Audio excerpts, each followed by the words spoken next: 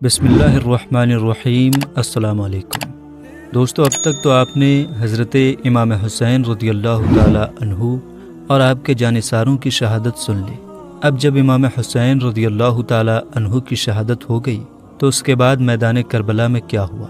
امام حسین کے سر مبارک کے ساتھ یزیدیوں نے کیا کیا؟ آپ کا سر مبارک جب یزید پلید کے پاس لے جایا گیا تو کیا ہوا؟ جانیں گے اس ویڈیو میں، اس لیے ویڈیو آخر تک دیکھیے۔ دوستو، جب انسان کے دلوں میں اللہ تعالیٰ کا خوف نہیں ہوتا ہے تو انسان بڑے سے بڑا گناہ اور بڑے سے بڑا ظلم کرنے سے بھی نہیں ڈرتا۔ یہی حال یزیدیوں کا ہوا کہ خدا تعالیٰ کا خوف ان کے دلوں میں نہیں تھا، اور کیونکہ حکومت انہی لوگوں کے ہاتھ میں تھی، اس لیے اتنے بڑے ظلم و ستم کا پہاڑ توڑنے سے پہلے ان خبیث یزیدیوں نے ایک بار بھی نہیں سوچا، جبکہ امام حسین انہیں بار بار سمجھاتے رہے، جبکہ ان ظالم یزیدیوں کو اس بات کی بھی پرواہ نہیں تھی کہ دنیا والوں کی نظر میں ہم ذلیل و رسوا ہو جائیں گے۔ نواسائے رسول جگر گوشائے بطول کو صرف بے دردی کے ساتھ شہید کرنے پر انہوں نے بس نہیں کیا، بلکہ آپ کے جسم مبارک سے کپڑے بھی اتار لیے اور گھوڑوں کی ٹاپوں سے آپ کے لاش مبارک کو کچل کچل کر ہڈیوں کو چکنا چور بھی کیا۔ پھر خیمہ کی طرف بڑھے اور سارا سامان لوٹ لیا، یہاں تک کہ پردہ نشین خواتین کے سروں سے چادریں کھینچ لی اور خیموں کو بھی جلا کر راکھ کر دیا۔ امام حسین رضی اللہ تعالی عنہ کا سر مبارک خولی بن یزید کے ہاتھ ابن زیاد کے پاس بھیجا گیا، اور باقی شہیدوں کے سر قیس ابن اشعث اور شمر وغیرہ کے ساتھ بھیجے گئے۔ خود ابن سعد اس روز کربلا میں رک گیا اور 11 محرم کی صبح کو اپنی فوج کی لاشوں کو جمع کیا، ان پر نماز جنازہ پڑھی اور دفن کر دیا، مگر شہدائے راہ حق کی لاشوں کو ایسے ہی بغیر کفن پڑی رہنے دیا۔ پھر پردہ نشین خواتین جو بیمار زین العابدین اور چند چھوٹے بچوں کے ساتھ کھلے آسمان کے نیچے رات بھر میدان میں پڑی رہیں، انہیں قیدی بنا کر کوفہ کی طرف روانہ ہوا۔ یزیدی فوج کے ایک سپاہی کا بیان ہے کہ جب حضرت زینب اپنے بھائی حضرت حسین کی لاش سے گزریں تو بہت ہی درد کے ساتھ روتے ہوئے کہا، آپ پر اللہ اور تمام فرشتوں کا درود و سلام ہو۔ حسین میدان میں پڑے ہوئے ہیں، خون میں ڈوبے ہوئے ہیں اور جسم مبارک ٹکڑے ٹکڑے ہیں۔ آپ کی بیٹیاں قید میں جا رہی ہیں، آپ کی اولاد قتل کی گئی، ہوا ان کی لاشوں پر خاک اڑا رہی ہے۔ حضرت زینب کے ان الفاظ کو سن کر دوست و دشمن سب رونے لگے۔ پھر جب کربلا سے یزیدی لشکر چلا گیا تو قبیلہ بنو اسد جو قریب کے گاؤں غازریہ میں رہتا تھا، حضرت امام حسین اور ان کے ساتھیوں کی لاشوں کو آ کر دفن کیا۔ امام حسین کا سر انور جب کوفہ پہنچا اور بھرے دربار میں ابن زیاد کے سامنے ایک بڑی تھالی میں رکھا گیا، اس وقت ظالم ابن زیاد کے ہاتھ میں چھڑی تھی، جس سے وہ آپ کے لبوں اور دانتوں کو ٹھوکر دینے لگا۔ سرکار اقدس صلی اللہ تعالی علیہ وسلم کے بوڑھے صحابی حضرت زید بن ارقم رضی اللہ تعالی عنہ اس وقت وہاں موجود تھے۔ اس گستاخی کو دیکھ کر تڑپ اٹھے اور روتے ہوئے فرمایا، چھڑی کو ہٹا لے، خدا کی قسم میں نے اپنی آنکھوں سے رسول اکرم صلی اللہ تعالی علیہ وسلم کو دیکھا ہے کہ وہ ان لبوں اور دانتوں کو چوما کرتے تھے، اور پھر وہ زارو قطار رونے لگے۔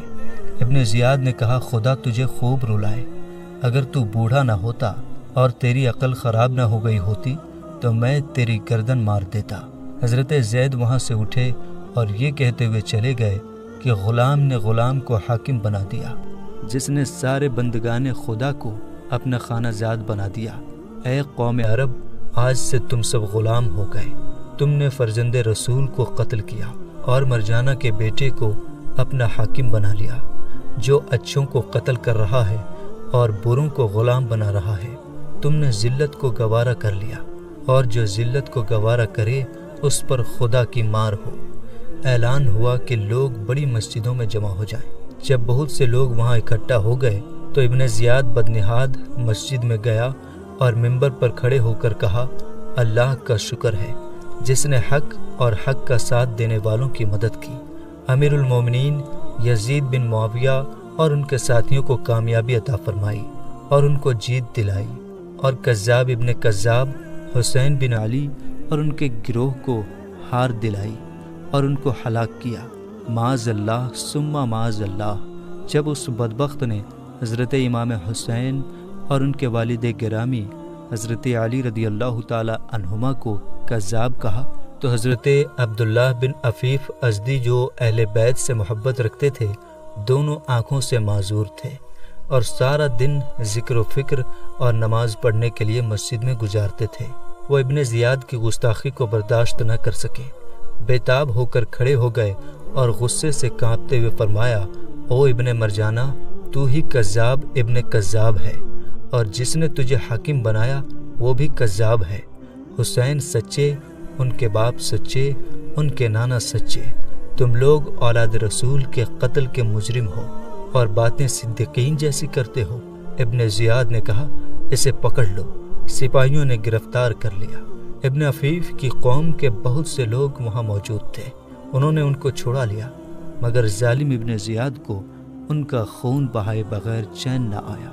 گھر سے بلوا کر ان کو قتل کیا اور لوگوں کے بیچ ان کی لاش کو سولی پر لٹکا دیا، اور اس طرح ایک اور جانثار کی شہادت ہوئی۔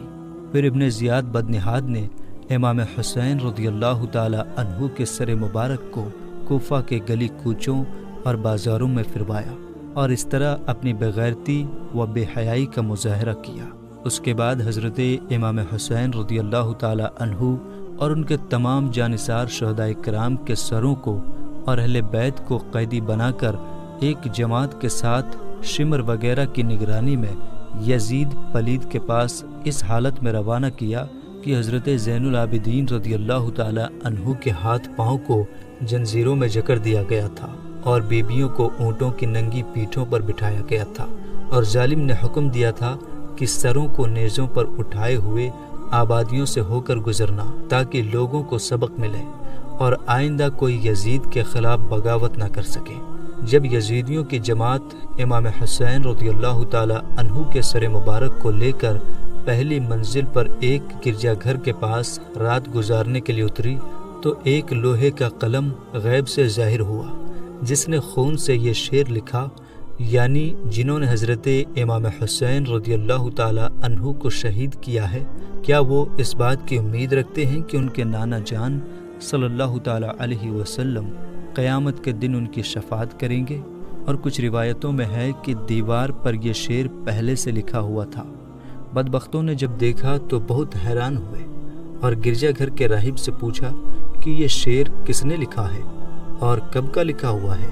راہب نے کہا، کس نے لکھا ہے یہ تو مجھے نہیں معلوم، لیکن اتنا جانتا ہوں کہ تمہارے نبی کے زمانے سے 500 سال پہلے کا لکھا ہوا ہے۔ راہب نے جب شہیدوں کے سروں کو نیزے پر اور چند بیویوں اور بچوں کو اس حال میں دیکھا تو اس کے دل پر بہت اثر ہوا، اور پوچھنے پر جب پورا حال اس کو معلوم ہوا تو کہا، معاذ اللہ، تم لوگ کتنے برے آدمی ہو کہ اپنے نبی کے اولاد کو قتل کیے ہو اور پھر ان کے بال بچوں کو قیدی بنائے ہوئے ہو۔ پھر راہب نے ان بدبختوں سے کہا کہ اگر رات بھر اپنے نبی کے نواسے کا سر ہمارے پاس رہنے دو تو ہم تمہیں 10,000 درہم دیں گے۔ وہ لوگ اس پر راضی ہو گئے۔ راہب نے رقم دے کر حضرت امام حسین کا سر مبارک لیا اور اپنے خاص کمرے میں لے گیا۔ پھر سر انور، چہرہ مبارک اور مقدس زلفوں اور داڑھی کے بالوں پر جو گرد و غبار اور خون وغیرہ جمع ہوا تھا دھویا اور عطر و کافور لگایا اور بڑے ادب و احترام کے ساتھ اپنے سامنے رکھ کر اس کی زیارت کرنے لگا۔ خدائے تعالیٰ اس کے اس ادب سے راضی ہوا، اس نے اپنی رحمت کے دروازے کھول دیے۔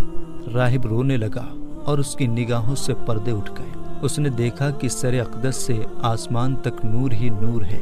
جب اس نے سر مبارک کی یہ کرامت دیکھی تو سچے دل سے لا الہ الا اللہ محمد الرسول اللہ پڑھ کر مسلمان ہو گیا اور صبح کو سر مبارک ان کے حوالے کر دیا۔ بدبخت جب وہاں سے چل کر دوسری جگہ پہنچے اور درہموں کو بانٹنے کے لیے تھیلیوں کے منہ کو کھولا تو دیکھا کہ سب درہم مٹی کے ٹھیکری ہو گئے اور ان کے ایک طرف یہ آیت کریمہ لکھی ہوئی ہے۔ ترجمہ: ظالم جو ظلم کرتے ہیں خدا تعالیٰ کو اس سے غافل ہرگز نہ جانو، پارہ 13 رکوع 19۔ اور دوسری طرف یہ آیت مبارکہ لکھی ہوئی تھی، ظلم کرنے والے ان قریب جان لیں گے کہ وہ کس کروٹ پلٹا کھائیں گے۔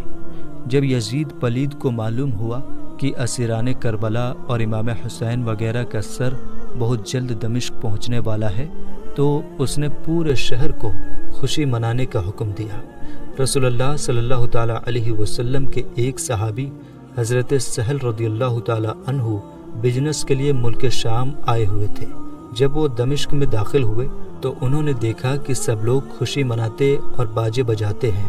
انہوں نے لوگوں سے اس کی وجہ پوچھی تو بتایا گیا کہ عراق والوں نے حسین ابن علی کے سر کو یزید کے پاس تحفہ بھیجا ہے۔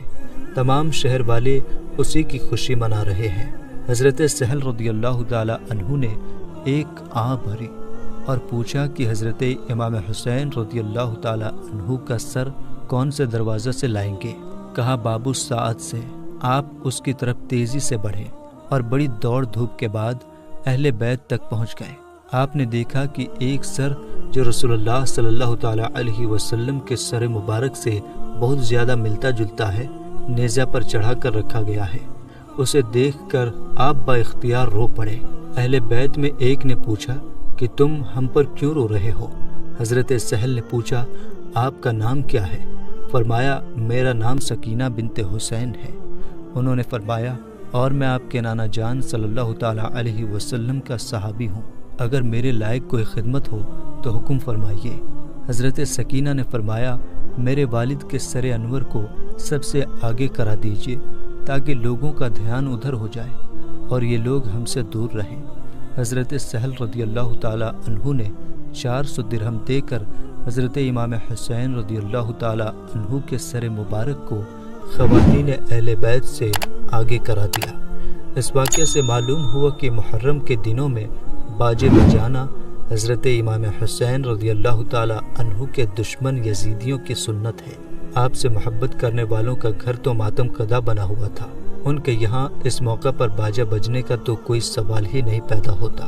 البتہ امام حسین رضی اللہ تعالیٰ عنہ کی شہادت کی خوشی میں یزیدیوں نے بجایا تھا، مگر اب امام حسین سے محبت کے دعوے دار بجاتے ہیں۔ خدا تعالیٰ انہیں سمجھ عطا فرمائے اور یزیدیوں کی سنت پر عمل کرنے سے بچائے، آمین۔